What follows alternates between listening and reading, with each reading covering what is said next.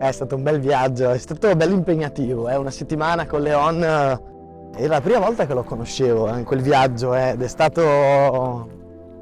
è un personaggio, bisogna imparare a conoscerlo, bisogna sapere le sue storie, le sue avventure, il suo passato ed è una persona che può davvero dar tanto, ovviamente è iperattivo, è impazzito, però sicuramente si calmerà, troverà una sua via, poi è una persona buona, quindi quello è la cosa importante.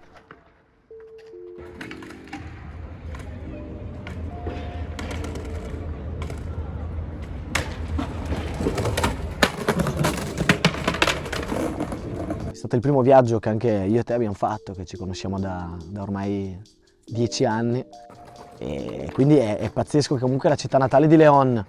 Abbiamo skatato anche la piazza dove lui ha imparato a skatare in una piccola strada di Parigi e quindi vedi anche il livello, no, di energia che c'ha Leon e quindi ti lasciava trasportare anche in maniera quasi inconscia ed era veramente bello. Leon è uno skater che ti stupisce ogni volta che vai a skatare con lui. A Parigi abbiamo avuto modo di conoscerlo nella sua città, che non è un paesino di provincia, ma è una delle città più grandi d'Europa.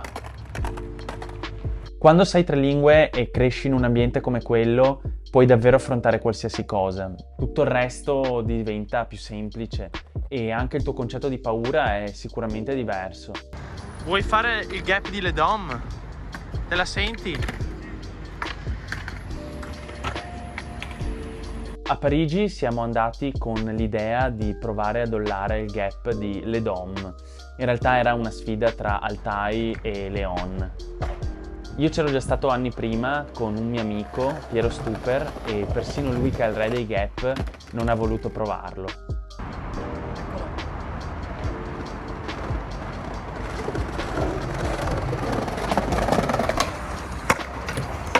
La velocità a cui devi andare per provare a rollare quelle scale è mortale.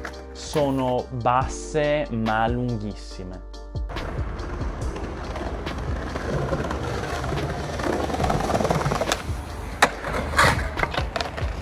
No. La prima cosa che pensi quando le vedi di persona è: questo spot non è skateabile.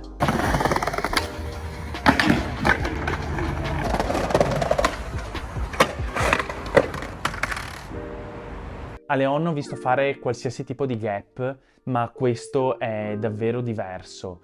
Solo il fatto che ha avuto il coraggio di provarle mi fa realmente capire il livello che può raggiungere in skate nei prossimi anni.